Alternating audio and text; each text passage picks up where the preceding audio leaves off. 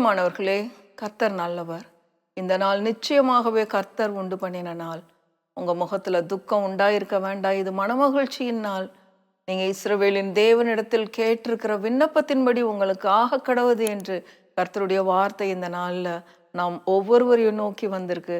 அதனால சந்தோஷத்தோட கர்த்தருடைய வார்த்தையை கேளுங்க. பாருங்க, நான் ரெக்கார்டிங் முடிச்சுட்டு நைட்டு ப்ராட்காஸ்ட் பண்ணதுக்கப்புறம் ஒவ்வொரு நாளும் ஒரு 2-3 முறையாவது இந்த செய்திகளை கேட்டுக்கொண்டே இருப்பேன். பாருங்க, ஷார்ட்ஸ்ன்னு முதல்ல சின்ன அந்த மெசேஜும் வரும், 1 நிமிஷம் செய்தி. அதுலேயே இந்த வசனங்களை சொல்லி ஒரு சின்ன ஒரு இன்ட்ரடக்ஷன் கொடுத்துருவேன். பாருங்க, அதையும் 2-3 முறை கேட்டுக்கிட்டே இருப்பேன். இந்த வார்த்தைகளை என்னுடைய இருதயத்தில் முதல்ல விதைத்து கொண்டே இருப்பேன். ஒரு வாரம் கழித்து திரும்பவும் கேட்பேன், இந்த மாதிரி நம்ம பேசுகிறோமான்னு. என்னுடைய சிச்சுவேஷன்ஸுக்கு கர்த்தருடைய வார்த்தைகள் என்னோடு கூட பேசுகிற வார்த்தைகளாக இருக்கின்றன. இது எனக்கு மாத்திரம் அல்ல, இந்த செய்திகளை கேட்கிறவங்க ஒவ்வொருத்தருக்கும் கர்த்தருடைய வார்த்தையை தேடுங்கள், அப்பொழுது பிழைப்பீர்கள்னு நம்ம வாசிக்கிறோம். பாருங்க, உங்களுடைய சூழ்நிலைகளுக்கு இந்த வார்த்தைகள், இந்த ஜீவனுள்ள வார்த்தைகள் பேசக்கூடியதாக இருக்கிறது. அதனால தான் ஒவ்வொரு நாள் இப்படிப்பட்ட செய்திகளை உங்களுக்கு அனுப்புகிறோம். நிச்சயமாகவே உங்களுக்கு ஆசீர்வாதமாக இருக்கும் என்று நான் விசுவாசிக்கிறேன்.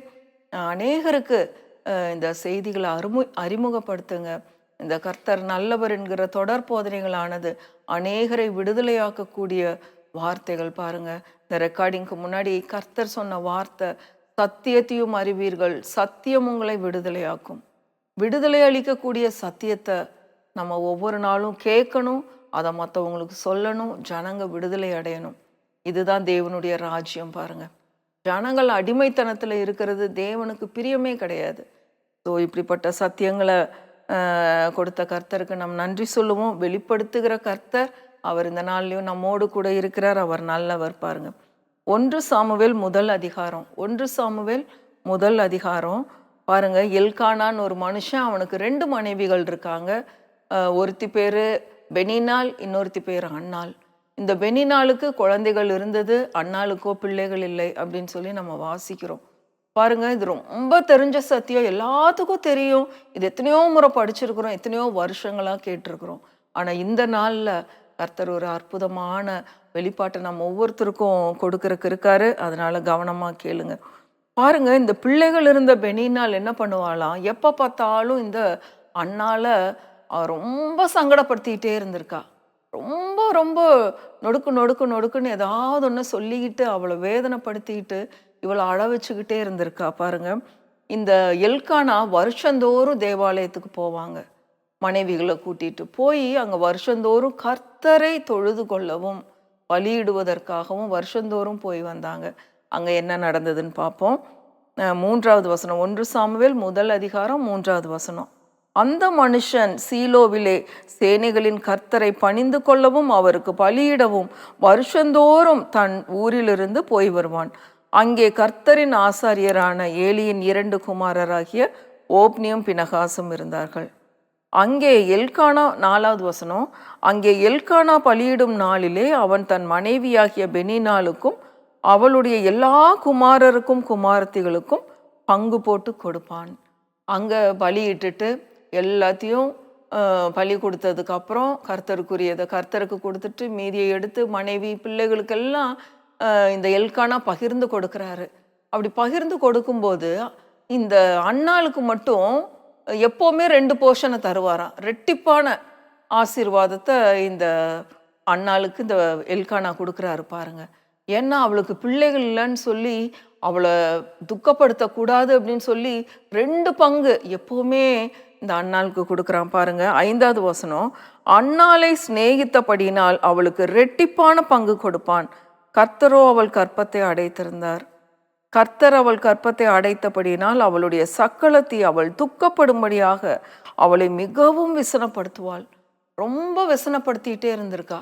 அப்போ ஆலயத்தில் போய் எல்லாம் தொழுது கொண்டு பலியிட்டுட்டு எல்லாம் முடிச்சு வரும்போது எல்லாம் நல்லா சாப்பிடுவாங்க.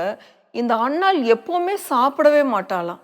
அது அங்கே போட்டிருக்கு. பாருங்களேன், 7வது வசனம் பாருங்க. அவள் கர்த்தருடைய ஆலயத்திற்கு போகும் சமயத்தில் அவன் வருஷந்தோறும் அந்த பிரகாரமாக செய்வான். இவள் அவளை மனமடிவாக்குவாள். அப்பொழுது அவள் சாப்பிடாமல் அழுது கொண்டிருப்பாள். சாப்பிடாம எப்போ இந்த பொண்ணு அழுதுகிட்டே இருந்திருக்கு அண்ணாள் பாருங்க. அந்த நேரத்துல தான் இவன் அந்த வருஷத்துல ஒரு பர்ட்டிகுலர் வருஷத்துல ஒரு தீர்மானம் எடுத்துட்டா. இந்த வருஷம் நான் தேவாலயத்துக்கு போகும்போது நான் தேவாலயத்துல என்னுடைய இருதயத்தை நான் ஊற்றிவிட போகிறேன். பாருங்க, நம்ம நம்ம ஒவ்வொருத்தருக்கும் நம்மளுடைய சூழ்நிலைகளின் மத்தியில ஒரு என்கவுண்டர் வித் காட், ஆண்டவரோடு கூட ஒரு உறவு. இந்த நாள்ல அந்த உறவை நீங்க ஏற்படுத்தி கொள்ளுங்க. உங்க சூழ்நிலைகள் எதுவாக வேணா இருக்கலாம். பிள்ளை இல்லாத நிலைமை, வேலை இல்லாத நிலைமை, கடன் ஒரு பக்கம், குடும்பங்கள்ல பிரிவினைகள், கஷ்டங்கள், சாபங்கள், இன்னும் எத்தனையோ விதமான தோல்விகள்ல ஒருவேளை நீங்க இப்ப கஷ்டப்பட்டு கொண்டிருக்கலாம். நீங்க ஒரு நாளை சூஸ் பண்ணி அது இந்த நாளாவே இருக்கட்டும், ஆண்டவருடைய சமூகத்துல போய் உங்க இருதயத்தை ஊற்றி விடுங்கள். இந்த நாள்ல கர்த்தருடைய வார்த்தை உங்களை நோக்கி வந்திருக்கு பாருங்க. எந்த மனுஷர்களிடத்திலும் உங்க இருதயத்தை ஊற்றாதபடி கர்த்தரிடத்துல போய் உங்க இருதயத்தை நீங்க ஊற்றும் பொழுது அவர் உங்களோடு கூட பேசுகிறவராய் இருக்கிறார். இந்த அன்னாள் போய் தன்னுடைய இருதயத்தை அப்படியே ஆண்டவர்கிட்ட ஊற்றா. அவள் சத்தம் கேட்கப்படல, உதடுகள் மாத்திரம் அசைந்தது நீங்க போடப்பட்டிருக்கு. வெகுநேரம் விண்ணப்பம் பண்ணிட்டு இருந்தாள் அப்படின்னு எழுதப்பட்டிருக்கு.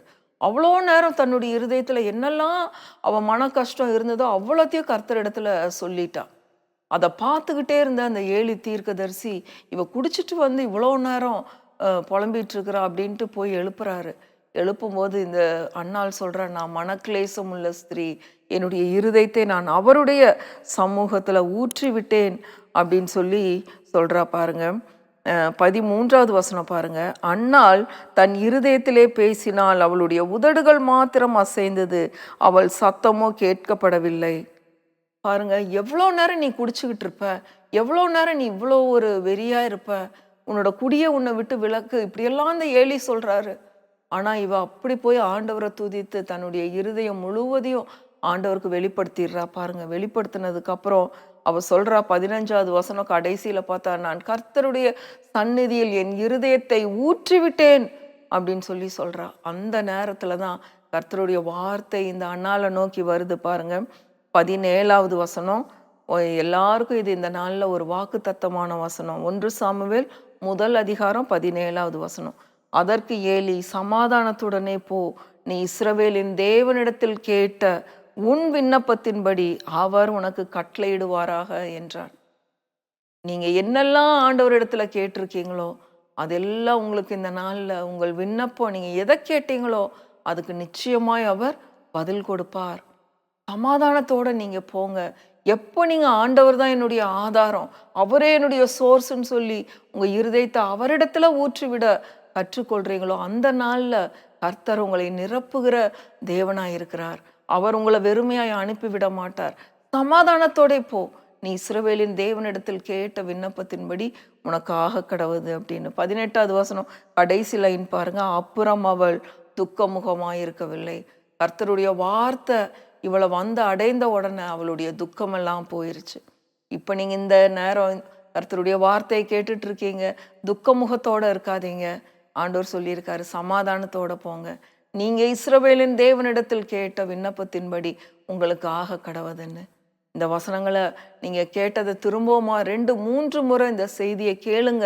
கர்த்தர் உங்களோடு கூட பேசுகிறவரா இருக்கிறார். அவருடைய சந்நிதியில அவருடைய பிரசன்ஸ்ல போய் காத்துருங்க. அவர் நிச்சயமாய் உங்களோடு பேசுகிற தேவனாய் இருக்கிறார். உங்க பிரச்சனைக்கான சரியான பதிலை அவர் தருவார், சொல்யூஷன் அவர் தருவார், பதிலை அவர் தருவார். சமாதானத்தோட போங்க. நிச்சயமாகவே நீங்கள் பதிலை பெற்றுக்கொள்வீர்கள். பிரச்சனைக்கான தீர்வையும் கண்டடைவீர்கள் அவருடைய பிரசன்னத்துல. துக்கமுகமாய் நீங்க இருக்க வேண்டிய அவசியம் இல்லை. அதுக்கப்புறம் அவள் புறப்பட்டு போய் போஜனம் செய்தாள் அப்படின்னு சொல்லி போட்டிருக்கு.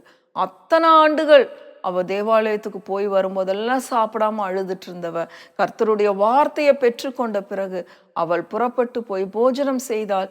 அதற்கப்புறம் அவள் துக்கமுகமாய் இருக்கவில்லைன்னு கர்த்தருடைய வார்த்தையில வாசிக்கிறோம். பிரியமானவர்களே, நீங்க துக்கமுகமாய் இருப்பது தேவனுக்கு பிரியமில்லை. இன்றைக்கு நீங்க சமாதானத்தோட போங்க. உங்களுடைய துக்கமெல்லாம் அவர் மேல போயிருச்சு. அவருடைய சமாதானத்தை அவர் உங்களுக்கு கொடுத்திருக்கிறார். நமக்கு சமாதானத்தை உண்டு பண்ணும் ஆக்கினை அவர் மேல் வந்தது. அவருடைய தழும்புகளால் நீங்கள் ஏற்கனவே குணமானீர்கள் என்று வசனம் சொல்லுது. பிரியமானவர்களே, இப்படிப்பட்ட வார்த்தைகளை ஏற்றுக்கொள்ளுங்கள். அவருடைய சமூகத்துல நேரத்தை செலவிடுங்க. பிரச்சனைக்கான பதிலை பெற்றுக்கொள்வீர்கள். கர்த்தர் நல்லவர், அவரை துதியுங்கள், அவர் கிருபை என்றும் உள்ளது. ஆமென், ஆமென்.